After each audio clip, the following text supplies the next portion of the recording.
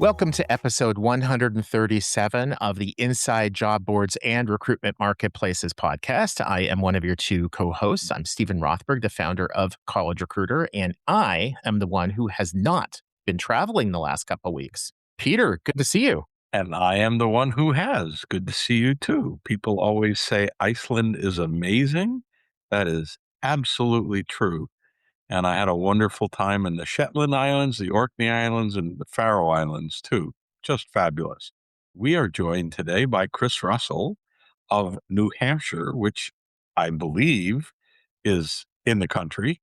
I'm in It's named Connecticut. after Hampshire in England, but that's the new one, right? Connecticut, isn't it, Chris? Yes. Oh, I was close, but not close enough. Oh, well, Connecticut, New Hampshire, whatever. Chris is CEO of RecTech Media, Job Board Secrets, an inestimable consultant to job boards, especially small and mid-sized ones, and the HR tech people who help them. And Chris is going to count down a list of 10 things that job boards do wrong. However, he's going to do one, then you're going to do one, then I'm going to do one, then that, and we'll have 20. Well, we're gonna have 10 in total. We've now burned 2 minutes, so let me introduce Chris. I already have. Chris, why don't you tell us one of the things that job boards do wrong with the concomitant, and here's how they could do it better. I appreciate that, guys. Thanks for having me. All right, I'll start at number one mistake job boards make, talking about something I see a lot. I've seen a lot in my 20 plus years as a consultant in the space, which is job boards, treating it as a sort of this passive income and just kind of setting and forgetting about it. And I say that because I've seen too many sites where the founder just kind of just lets it go over time. And at the end of that period, it's not worth anything anymore. It's a shell of what it once was. So it's an active business, right? You have to constantly work at it. And, customer service, sales, marketing, content. You can't treat it as a set it and forget it product out there. It's not going to, it does run on its own, but you can't treat it that way and you can't manage it that way. And that's one of the biggest mistakes I've seen job board founders make over the years, And these are in no particular order, right? So for me, my biggest mistake on my list is no conversion data. A lot of job boards will drive a lot of traffic to employers, ATS, or some other third-party site like that. And the job board will not know which of those clicks are converting into applications, interviews, hires, whatever it is. Employers do not buy postings for the sake of running postings or for driving clicks to their ATS. At the end of the day, they need applications. They need people they're going to interview. They need people that they're going to hire. And the closer that you can get to that with the conversion data, the better you can show your value to those customers. And then they're going to spend more money with you. My number 3 is failing to build a community. If you're just listings and you're just hit the apply button, so what?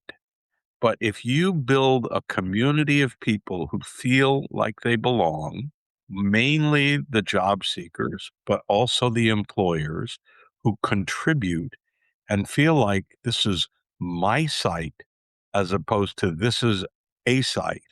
But if you can make it feel like this is my site, you win. Number 4, Chris, you are up. That's a great point, Peter. It's I just talked to Dan Rohn from journalismjobs.com, and we talked about that on my show recently. And it's about building that community and making you feel part of it over time, and maintaining that too. So, number 4, I've got failure to realize that running a job board today is an internet marketing business. You have to know the A to Z of internet marketing in order to run that site and attract traffic. Because at the end of the day, it's all about traffic. How much traffic can you bring in from the seeker standpoint and the employer standpoint? And if you don't understand internet marketing, you cannot run a job board today. And I counsel a lot of new people trying to come into the space, and they just don't have the marketing chops to really, make it successful. And so they fail to understand that. They fail to grasp that, how important that is in running a job board today. So, Chris, are you seeing a lot of people whose tech skills are good and they think that that's good enough, but they're missing the marketing piece. Yeah, they tend to underestimate the power of internet marketing, what you have to do to run a job. Like if you're starting from scratch, which a lot of people are, how are you going to build an audience, right? You have to know how to build an audience in this space. If you can't do that, then good luck. I mean, it's not going to work. You really have to know how to attract an audience. And that means to me, everything in marketing from A to Z, whether it's paid, social, search, content, podcasting, everything, right? You have to know all that stuff in order to attract and build an audience over time. My next one is competing on price. And I see this with especially small businesses all the time, where they're launching a new venture product, and the way that they decide to compete against the more established players is to try to undercut them on price. And what you end up doing is you end up killing your margins and you make it impossible to make money. So much better to compete on service or having a premium product than just having the cheapest product. Customers that are attracted to the vendor with the cheapest price tend to be the customers that are the least loyal. And so you'll lose that customer if they can save 25 cents and walk across the street. Life is too short not to work on solving cool problems with interesting people, and recruiting allows us to do both. I'm Brando, host of the Rebel TA podcast, a show where we share stories with people and talent leaders who are on a mission to empower the candidate-employer relationship in the future of work.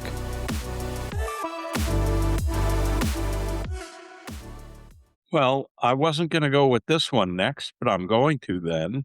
It's a combination of too many upsells and way too complicated pricing. Because if the pricing isn't simple, especially for a small business, if you're an HR team that has 150 people on the HR team and you got 30 people who are placing their advertising and doing programmatic and on, you don't worry about complicated pricing. But for a small business and even a mid-sized business, give me the price. If you want to give me a good, better, best, that's fine. But don't make it so complicated that I can't figure it out. And the corollary to that is job seekers really should be ticked off when there's more than one or two sales pitches at them. Okay, we can help you with your resume. Okay, we can do one more thing. If you pay us, we'll do it for you. Otherwise, don't constantly upsell and make the pricing simple, simple, simple. Follow the KISS rule. So don't be Spirit Airlines or Ryanair and charge more for this and more for this and more for this and more for this. And Hey, don't knock Spirit. I'm still in mourning that they went out of business. They were fabulous for me. And the rest in peace. Exactly, Chris. They rest in peace. All right. Another mistake I see job owners make is the building versus buying. So what I mean by that is the job board software, right? So I've gotten many calls over the years, guys, where they're 20, 30 grand into building a job board that does not work. Okay. And I'm like, you should have called me 6 months ago. I could have saved you thousands of dollars here by pointing you to one of the job board software vendors that do a really good job at allowing you to launch a job board from day one. And you don't need to worry about the technology, and that's what the job board software vendors allow you to do. They also let you prove that a market exists before you actually build something on your own, right? So it gives you a chance to sort of experiment and see if there's a niche for the market for the niche you're going into overall. So I've seen that many times over the years. So go out and find a good job board software and start there. It's my advice. That's well said, Chris. Peter, I remember you and I had an episode on sort of when does it make sense to build versus buy. And the answer was, unless you're a giant job board, buy. Yep, You're absolutely. You're up for number 8, Stephen, and I you're right am. on time. Yeah. So my next one is selling the product instead of selling the benefits. So this kind of goes back to the employers are not coming to your site and job seekers are not coming to your site to simply post a job or apply to a job. The employers are coming there to hire people, and job seekers are there to get hired. And the more that you talk about the mechanics of it, put in the job title. We're going to send your job to these places. Your job is going to run in the search like this. All of these sort of more technical aspects. At the end of the day, they don't care. They want to hire someone or they want to get hired. Pretty simple and straightforward. Mine is, again, a corollary to what you just said. It's a two-sided problem. Making it too easy to apply, Mm. making it too hard to apply. Too easy means push the apply button and you applied everything. And those applications then go into sorting and go into this and go into that. And the employer gets, thousands of applies. And it's just click to apply, click to apply, click to apply, click to apply. There's got to be a little thought, got to be a little effort. There's got to be a little customization. Flip side of that is I go and I want to apply to this job and I can't find out how, or it takes me to a different site where I have to fill in all the forms again. And then I have to answer questions. And then I have to do this. And then I have to do that. And then I have to do the next thing. Certain things should be formulaic, should be simple, should be straightforward, but just click to apply, click to apply, click to apply leads to garbage, garbage, garbage, garbage. Yeah, the Goldilocks rule is what you want, right? You don't want the porridge to be too hot or too cold. You want the mama bear. You want it to be just right. There you go. Yeah. Chris, that brings us to number 10, and then we'll all say thank you and goodbye. Take us home, Chris. My last one's going to be more of a job board 101 mistake, which is do not launch your job board without jobs in it. And believe it or not, that's actually happened. I saw it recently, like in the last few months. I saw a press release somebody put out. I won't name the job board because I won't embarrass them. But I went to their site. Sure enough, there were 0 jobs in the Zero, like literally zero. literally 0. And I'm like, okay, there's tons of backfill on the market. Like, just at least, or go and manually put them in yourself. Like, have something in there.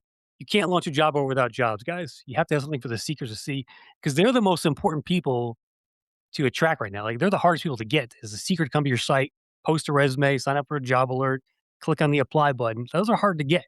You got to work at that, and you can't do that without jobs. So come on, guys.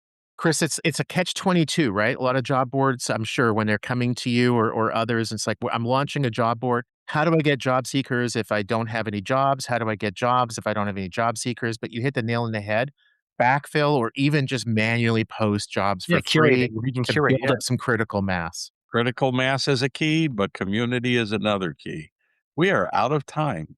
Christopher, sorry I put you in the wrong state, but New Hampshire, Connecticut, they're all the same. Yeah. Stephen, you're still in Minnesota. Any day now, it'll start snowing again. Oh, you're assuming it stopped. That's true. On that note, guys, thank you very much. Have a good one. Cheers.